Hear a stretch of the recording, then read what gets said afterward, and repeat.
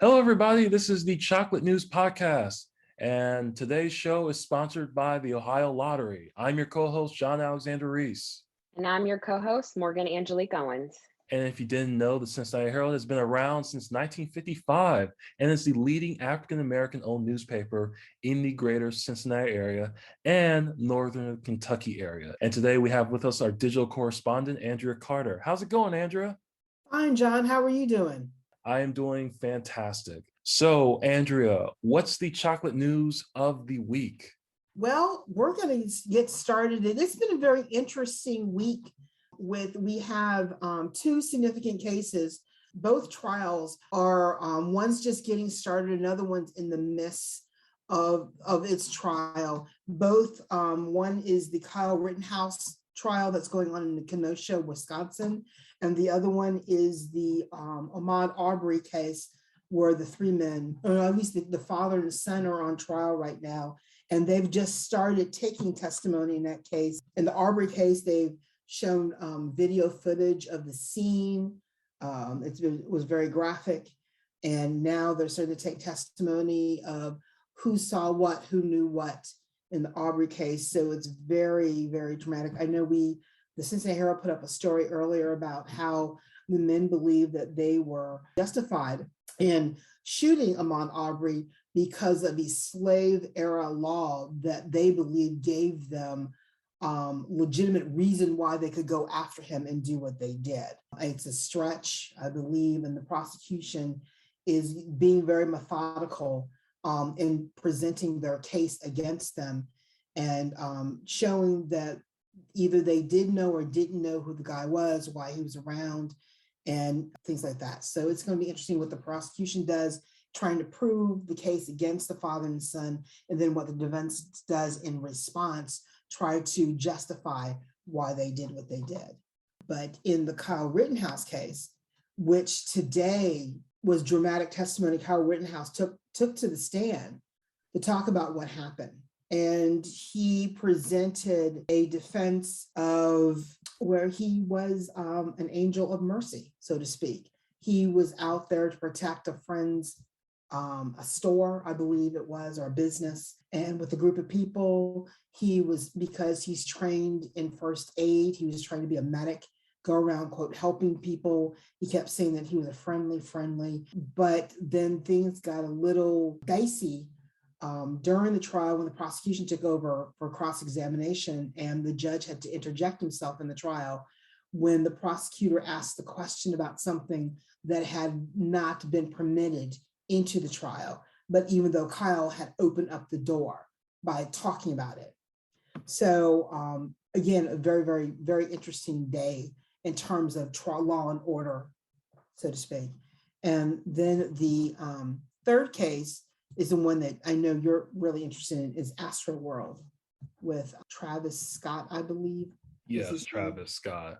Travis Scott. I'm not a big Travis Scott fan. I'm not a big fan of rap music all that much because, I believe you need to make sense when you rap, even though there's great background music.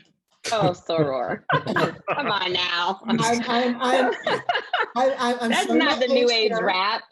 Well, I'm more of a fan of house music than rap music. So that's okay. my thing. I mean, house music, look, I listened to a guy who puts videos on YouTube from Canada about house music and everything else. I'm a huge house music fan. So you won't be turned up with me at the ratchet clubs, I guess, soror. No. Well, you know what? I take that back. There are some rap artists who are really good and they present a good story and the music blends well. But those are few and far between the four who are say disparaging things about women, and I can't get past that. I don't care how smooth your beat is, how much you can groove and get down and energize the crowd. If you talk bad about people, I can't listen to you. And that's the majority of the rappers. And I know they present this shtick and this brand, and they have this hard street life, and they're street soldiers and blah, blah, blah, blah, blah. That's all fine and wonderful. But at the end of the day, if you want my attention, you got to speak well with people, especially women, because we go through too much to hear that mess. That's fair. And I mean, but again, Missy Elliott got honored this week for what she has done both in front and behind the scenes for hip hop. And her lyrics are justified and down. And, I love Missy Elliott, and, anyone else who comes and gives you a good vibe in the hip hop world. And there's a lot of good ones out there, but there's a lot of bad ones too. But that being said, Astroworld, I'm all for a good concert. I love the crowd scene, standing outside, listening to some good beats, some good rap and things like that. But at the same time, you have to be able to manage the crowd and control the emotions of the crowd. Otherwise, what happened in Astroworld will happen anywhere. And I think it's sad that 8 people lost their lives. And I think it's sad that what we're hearing, the outcome. Travis, he sponsored a good event, but at the same time, you can't leave your event. You can't go off and party while it's still going on. If you're hosting it and you got money involved, you got to stick around, because you got to be responsible. Because at the end of the day, when a tragedy strikes, the difference between the crowd being for you and against you is staying around and showing up and being responsible. And unfortunately, it's after the fact that he's been somewhat responsible. I think this is making him grow up fast than ever before. And I think business-wise, he's going to take a knock or two before this is over with. I mean, it's a sad situation. But I mean, when a concert goes right, it's fantastic. But I think Cincinnati has witnessed when a concert goes wrong, what can happen. Everyone who's in my age group remembers what happened at the Who concert. And I was a kid when it happened. But the ramifications of what occurred is the reason why we have certain things in place at concerts to protect the people so that doesn't happen. And because of those protections, we don't hear that many stories of things like Astroworld. But that's just me. Well, I am a fan of Travis Scott, probably not the biggest fan, but I was a fan when I first heard him at Rihanna's concert. Rihanna came here in like 2016 in Cincinnati, and I immediately downloaded all of his music. He's a really good rapper. I like him. But I gotta say, I was very, very disappointed.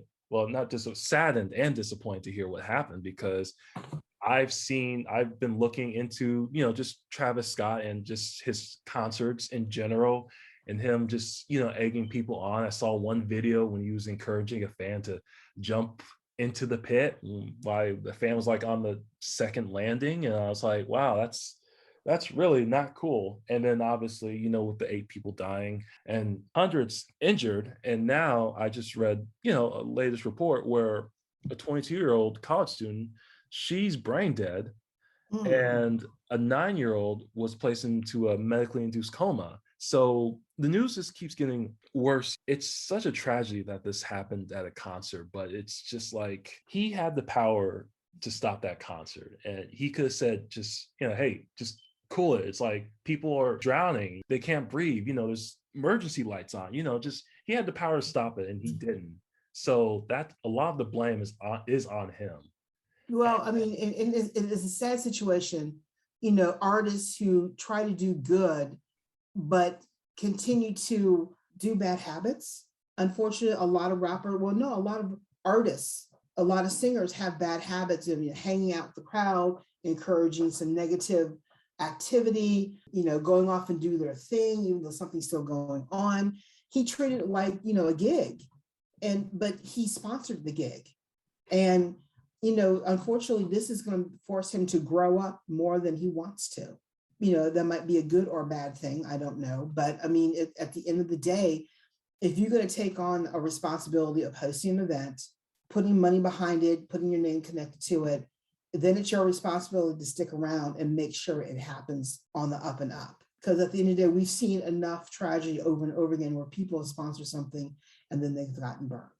Yeah, getting sued and losing money does make you grow up very quickly. But yeah, it's just a really sad event. I hate that it happened like that. And I just hope that this is a reminder for artists that, you can't do these type of things, and you have to have and I think just overall, I think a lot of people just forget about safety and how important safety is. people just ignore like safety meetings, they ignore safety precautions, but you can't, because that's literally like life or death. You can't ignore safety precautions, you know. Right. I mean, it's like, it's not good to yell fire in a movie theater because of the chaos it can cause. You have to be responsible about action. But I think at the end of the day, it's sad what happened. But you know what? I might end up listening to him on YouTube just to hear what his sound sounds like. Just never know. He's definitely not on my, he's not on my band list like R. Kelly, obviously. Part of that is his team, because, he didn't organize it all, not to say, he's not at fault for something, but it takes a lot of people, a lot of moving parts to do a concert that big. I think it starts with everyone, everyone I think has a part to play in that, because especially, I do events, I'm not saying I do a large scale event like that, or take, for instance, some of our bigger festivals, if something were to happen at Cincy Music Fest, who's responsible for that? Is it, the artist that is on stage? Ultimately, I think some other people behind the scenes didn't account or do their job, or let something happen that shouldn't have happened. Even, the camera people in the crowd should have stopped, or, the music people that played the music, should have stopped the music, should have did something. I think some other people should be definitely held accountable for that. Oh yeah, I mean, the production team alone, what role did they have in all of this? Because at the end of the day, like you said, Morgan, there are so many moving parts on doing an event like that. I mean, it's unbelievable, down to the security, down to who's coming, who's going, moving people from here to there, moving the band equipment, making sure people have access to the bathrooms and food and things like that. Even though it was outdoors, there's still logistics and everything else. So, I mean, at the end of the day, unfortunately, somebody dropped the ball, and a lot of people paid for it. But, I've heard other reports talk about the mentality of the crowd rushing forward. Something started that got everyone moving forward. And I haven't heard yet what that something was that got everyone moving. I just don't know. I don't know what that, it could have been someone shooting off or blowing up a balloon, or, someone to say, we need to run to the stage, and everyone said, yeah. It could have been something innocent. And you mix with alcohol, I'm sure people were smoking it up, and just bad behavior. But at the end of the day, it's a tragedy nonetheless. So prayers go out to everyone affected, most definitely. Oh yeah, definitely. So, but that is our chocolate news for the day. Let's take it away with Morgan, and she's going to discuss some beauty, lifestyle, and culture. So take it away, Morgan. Yes, well, let's get into it. Welcome, everyone. Again, my name is Morgan Angelique Owens, and I am here with my awesome guest, Tammy, and she has actually been featured a couple times in the Herald Beauty column for her business. So I'm going to go ahead and let her introduce herself. Tammy, can you hear me? I can. Hi. Welcome. You want to introduce yourself to the audience? Yes, thank you so much, Morgan, for inviting me. I am Tammy Westmoreland. I'm the founder of Qute Cosmetics, LLC, as well as their voice of Greater Cincinnati. So I run Qute Cosmetics. We are a full-line cosmetics line where I started that about 7 years ago with my daughter. I'm a way just to raise awareness for families affected by cerebral palsy. Hence, we have the tagline, Qute for a cause, and that's with a Q. Another way we just be able to give back and donate to the CP community in honor of my son, DeJounte, passed away 10 years ago. So it's just my way of being his voice and spreading awareness. Have you always been in love with beauty? I mean, you have a lipstick collection, you have nail polish. What made you want to get into the beauty field? I have always been, I guess, the girly girl of my mom. She has 3 daughters. I've always been, I guess, considered the prissy one. I've always loved makeup, heels, anything fashion and beauty. I've always loved that. But when my daughter was born, 11 months after my son passed away, it was important for me to keep his memory alive and be able to educate her and tell her all about her brother. And at the age around 1, she decided she was in love with lip gloss. I used to be one of the ones who went and shopped at Victoria's Secret where they had the 2 for $15 or something. And so I always had this lip gloss, and she would wear it all the time, and she always would compliment others and myself and say how cute you are, how cute she was. And so it was just like, okay, well, maybe I should start. I knew there was more that God wanted me to do. I just didn't know what. And so this was just the first step of me knowing that my purpose in life was to be the voice that my son never had. And I'm like, what other way to do it and to be cute? Like everyone who doesn't love a good lip gloss or now a good lipstick. So I just thought it would be a great way that me and her can do something together, could continue to bond and build our relationship, as well as be able to keep her brother's memory alive, and me be the voice that he never had, as well as other voices for other children. So yes, I'm the girly girl. The nail polish was like a no-brainer. My husband said, why, because I've been a licensed nail tech for darn near like 20 years now. And so that just came about because me, for the love of doing nails and keeping people natural nails looking healthy and beautiful, we did a whole full line of vegan nail polish. So that's how that came about. But I've always been a girly girl. I love it. Me too. So, Black women are really doing the thing right now, especially in the beauty industry. It's $1 billion industry. We have $1 billion spend. I love how you're creating not only a legacy, but a wealth legacy for your daughter, because I'm sure she wants to take over the beauty business. How does it make you feel being a Black woman, being in the beauty space, being an entrepreneur, seeing how we are just flourishing in 2021 and beyond? How does that make you feel as a Black woman? It makes me feel very powerful. I look at my daughter and I have learned, although I've been a mom since my oldest son would have been 26 if he was still here. And I've always heard how they say kids are like sponges. They watch everything that you do. And she is the true, like that is who she is. She watches everything I do. If she was on this call right now, she would tell you that she's the CEO, not the COO of Qute Cosmetics, because it's because of her that it started. So we go back and forth with that, but she already is a huge part. She has been to events. She helps market and advertise the lipsticks and the lip glosses, and just to see that she is actually wanting to be her own entrepreneur. She's a whole author now. So she saw that I was an author and she wanted to be one as well. So just knowing that I have that power to empower not only my own daughter, but other young girls and other women, because I speak with women all the time who inbox me and tell me to keep going and don't stop, because of what I'm saying and because of what they see me doing. A lot of them have branched off and started their own business and have wrote their own books.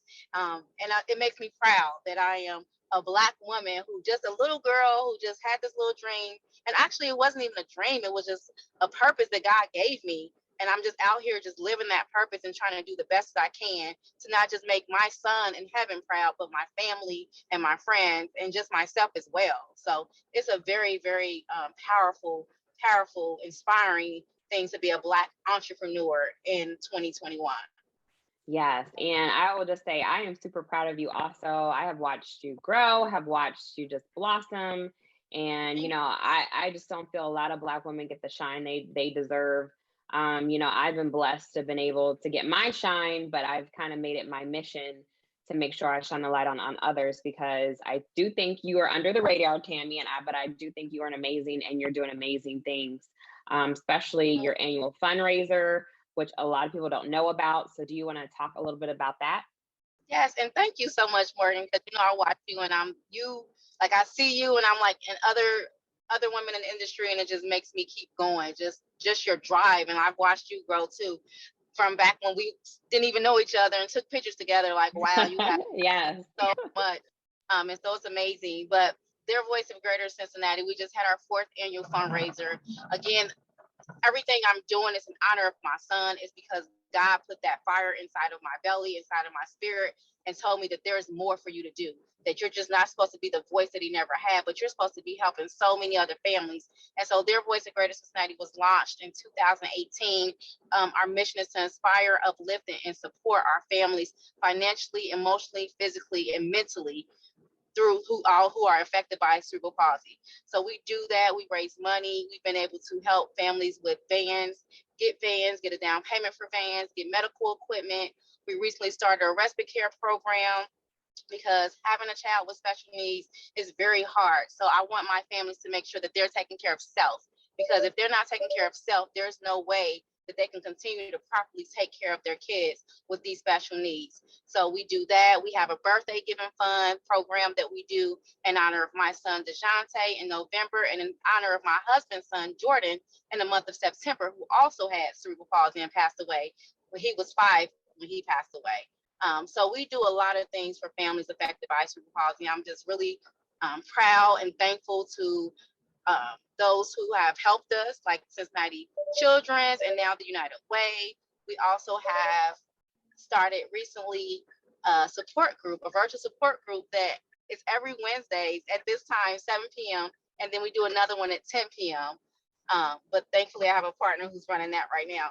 But so it's just been really growing. We have families from all over in California and Detroit, Indy, Florida, Ohio, Kentucky, who's just joining us, and just they love that they have a place to come and share their experiences, and they're not going to be judged, and they have people who can say, we understand what you're going through. So it's just been an amazing journey. It's a scary journey, and it's a very emotional journey, but I know that God has given me this purpose for a reason, and I'm just thankful to even have people like Morgan to allow me to utilize my voice and share what we're doing with their voice and with Qute Cosmetics. So thank you so much. Oh, it's my pleasure. It's my pleasure. I know you're inspiring a lot of people out there. So one final question, and I love to end on this. So what, and you've answered this in your article, but I want you to name 3 different ones. So 3 beauty products that you can't live without. Oh my God. So yes, it's 3 of them. Definitely all from Qute Cosmetics, because what I've learned that you have to rock your brand. You are your brand. Because if I'm wearing something else, someone asks me, I'm like, oh, so everywhere I go, I always have Qute on. So we have one that's called our Fresh, I named it Fresh Cutie. It's infused with peppermint. It's a menthol peppermint flavor. And that was the way we replaced our people who wore Carmex. So I had to get rid of Carmex, and they replaced it with that. So all my Carmex wearers, they would love the Fresh Cutie. It comes in a tube like the Carmex did, or you can it comes in a stick. So I love that. My other go-to is, since I don't like to put on foundation every day, so we have colored liners, and since green it represents cerebral palsy, I rock my green liner all the time. We also have a midnight blue. We also have a wine color. We also have an orange poppy color, perfect for the holidays. So I love to have that, and that way it gives your eyes a nice pop, even if you don't have any makeup on. And then my third, I would say either a good mascara or a great lipstick. Just for when you're going somewhere and you just want a nice pop of a color. We have some amazing mineral and mattes, which people are kind of shy away from mattes, but mattes are, because they think they're drying, they dry your lips out, but not our mattes. They keep your lips moisturized, and you can wear them all day. So a good lipstick, a good lip gloss, and definitely a good colored liner is my go-to, or my go-tos. Love it. Love it. Thank you so much. Please tell everyone how they can support you, where to follow you, and your website. Definitely can follow me on social media. We are on Facebook and Instagram, at Qute Cosmetics on Instagram. We're actually on Snapchat as well, and Twitter, all under Qute Cosmetics. Facebook under Qute Cosmetics LLC, as well as Their Voice of Greater Cincinnati. We're on Facebook and Instagram. And our website is www.qute, that's Qute, cosmetics with an S.com.